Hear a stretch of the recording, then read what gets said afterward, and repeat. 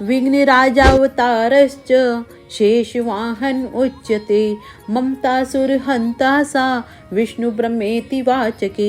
भगवान श्री गणेश का विघ्नराज नामक अवतार विष्णु ब्रह्म का वाचक है। वह शेष वाहन पर चलने वाला तथा ममतासुर का संहारक। आप सभी श्रोताओं का माँ की धरोहर चैनल पर स्वागत है।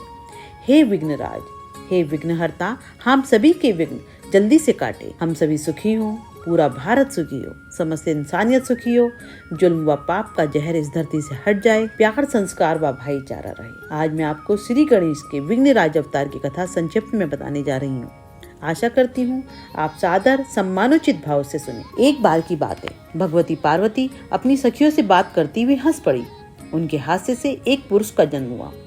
वह देखते ही देखते पर्वताकार हो गया। पार्वती जी ने उसका नाम ममतासुर रखा। उन्होंने उससे कहा कि तुम जाकर श्री गणेश का स्मरण करो, उनके स्मरण से तुम्हें सब कुछ प्राप्त हो जाएगा। माता पार्वती ने उसे गणेश जी का षडक्षर वक्रतुंडाय हम मंत्र प्रदान किया। ममतासुर माता के चरणों में प्रणाम कर वन में तप करने चला गया। वहाँ उसकी शंबरासुर से भेंट हुई। उसने ममतासुर को समस्त आसुरी विद्याएं सिखा दी। उन विद्याओं के अभ्यास से ममतासुर को सारी आसुरी शक्तियां प्राप्त हो गई। इसके बाद शंबरासुर ने उसे विघ्नराज की उपासना की प्रेरणा दी। ममतासुर वहीं बैठकर कठोर तप करने लगा। वह केवल वायु पर रहकर विघ्नराज का ध्यान तथा जप करता था।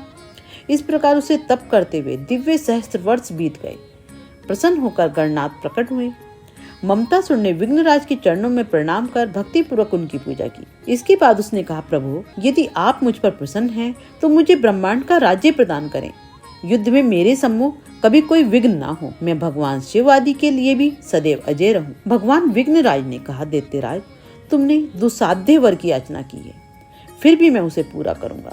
वर प्राप्त कर ममतासुर पहले शंबर के घर गया। वर प्राप्ति का समाचार जानकर वह परम प्रसन्न हुआ। उसने अपनी रूपवती पुत्री मोहिनी का विवाह ममतासुर से कर दिया।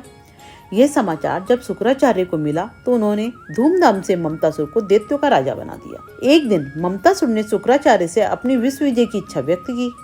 शुक्राचार्य ने कहा, राजन, तुम दिग्विजय तो करो, लेकिन विघ्नेश्वर का विरोध कभी मत करना। विघ्नराज की कृपा से ही तुम्हें इस शक्ति और वैभव की प्राप्ति हुई है। इसके बाद ममतासुर ने अपने पराक्रमी सैनिकों द्वारा पृथ्वी और पाताल को जीत लिया। फिर स्वर्ग पर आक्रमण कर दिया। इंद्र से उसका भीषण संग्राम हुआ। रक्त की सरिता बह चली, परंतु बलवान असुरों के सामने देवगण ना टिक सके। स्वर्ग ममतासुर के अधीन हो गया। युद्ध क्षेत्र में उसने भगवान विष्णु और शिव को भी पराजित कर दिया। संपूर्ण ब्रह्मांड पर ममतासुर शासन करने लगा। देवताओं को बंदी गृह में डाल दिया गया।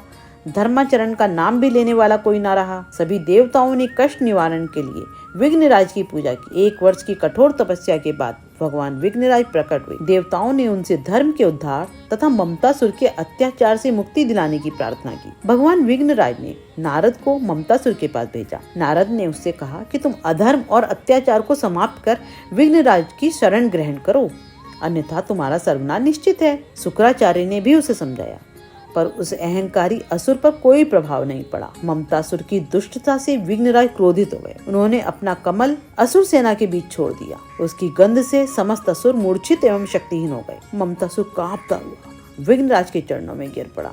उसकी स्तुति करके क्षमा मांगी। विघ्नराज ने उसे क्षमा कर पाताल भेज दिया। देवगण मुक्त होकर प्रसन्न हुए। चारों तरफ भगवान विघ्नराज की जय जयकार होने लगी। आज की कथा को यहीं विराम देते हैं। कथा अच्छी लगे तो साझा करें। जय हो विघ्नराज। गणपति बप्पा मोरया।